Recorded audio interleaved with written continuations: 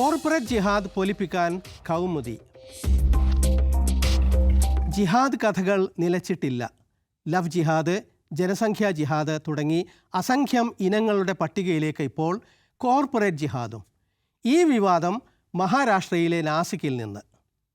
April 9 ഒരു Marathi മാധ്യമത്തിൻ്റെ X ഹാൻഡിലിൽ ഒരു വാർത്ത വന്നു.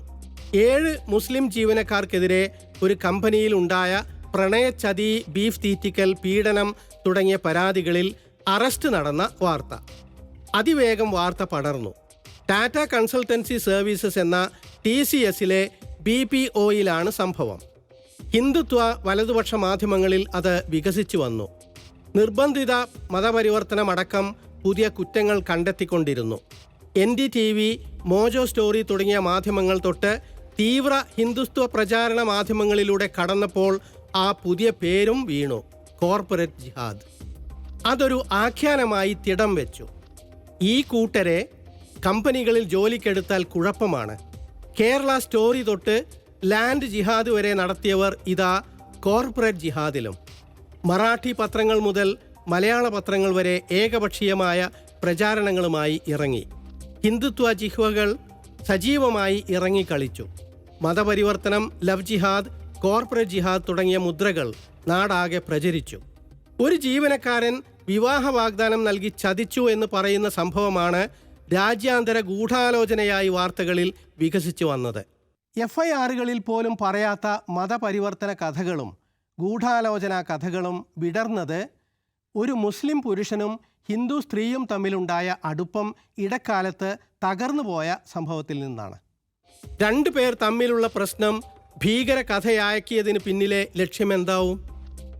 ഒരു വസ്തുതാ പരിശോധനയും നടത്താതെ വലിയ മാധ്യമങ്ങൾ പോലും കഥകളിൽ അറിഞ്ഞോ അല്ലാതെയോ പങ്കുപറ്റി. ഹിന്ദു സുഹൃത്തിനെ ഇഫ്താറിന് ക്ഷണിച്ച് ഒരു തൊപ്പി സമ്മാനിച്ചതിൻ്റെ പടം സമൂഹ മാധ്യമങ്ങളിൽ നിന്ന് മുഖ്യധാരയിലേക്കും രാഷ്ട്രീയ നാരറ്റീവിലേക്കും മറ്റൊരു നിലക്ക് അവതരിപ്പിക്കപ്പെട്ടു. വടക്കേ ഇന്ത്യൻ പ്രചാരണ രീതി ഏറ്റെടുക്കാൻ മലയാളത്തിലും മാധ്യമങ്ങൾ ഉണ്ടായി. കൊറോണ ജിഹാദ്, ലവ് ജിഹാദ് തുടങ്ങി കോടതികൾ തെളിവില്ലെന്ന് കണ്ടുവിട്ട മറ്റു പല പ്രചാരണങ്ങളുടെയും ചേരുവകൾ തന്നെയാണ് ഇതിലുമുള്ളത്. ഒരു പോലീസ് പരാതി, അതിന്മേൽ പിടിച്ച് ഊതി വീർപ്പിച്ച കഥകൾ, മാധ്യമങ്ങളും സമൂഹ മാധ്യമങ്ങളും വഴി വർഗീയ ധ്രുവീകരണത്തിന് വേണ്ടി നടത്തുന്ന പ്രോപ്പഗാൻഡ. സംഭവത്തിൽ വലതുപക്ഷ നാരറ്റീവുകൾ ഏറ്റെടുത്ത കേരള കൗമുദി ഈ വിഷയത്തിൽ ഏകപക്ഷീയ പരമ്പര ചെയ്തു. മതപരിവർത്തനം, സംഘടിത ഗൂഢാലോചന എന്നീ പ്രചാരണങ്ങൾ പത്രം ആവർത്തിച്ചു. FIRകളിൽ വരെ പറയാത്ത മതം മാറ്റം വാർത്തകൾക്ക് ടാഗ്ലൈനാക്കി.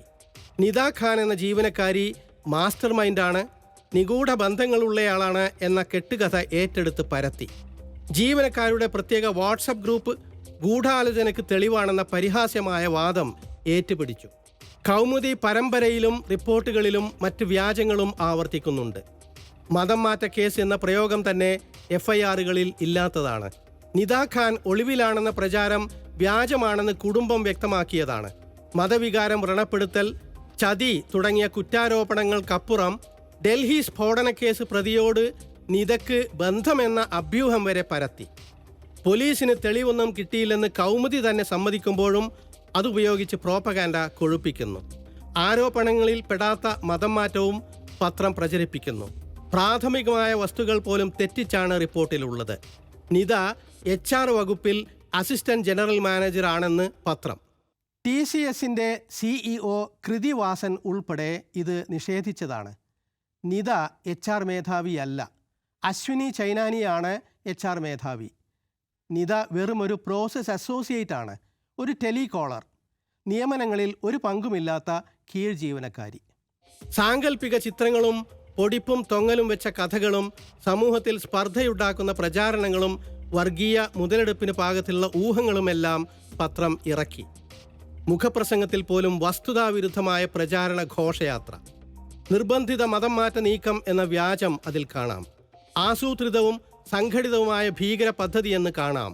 അന്താരാഷ്ട്ര ഭീകര ബന്ധമെന്ന്, മതഭീകരത എന്ന്, IT കേന്ദ്രത്തെ ഭീകര ക്യാമ്പ് പോലെ ആക്കിയെന്ന്, ജാക്കിർ നായിക് എന്ന പ്രഭാഷകൻ മുഖ്യ സൂത്രധാരനാകാമെന്ന്.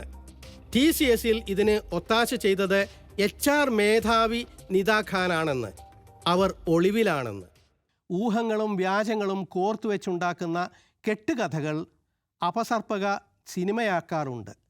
ഇപ്പോൾ ഒരു തൊഴിലിടത്തിലെ പരാതികൾ വ്യാജങ്ങളോട് ചേർത്ത് വാർത്തയുടെ വേഷമിട്ടും വരികയാണ്.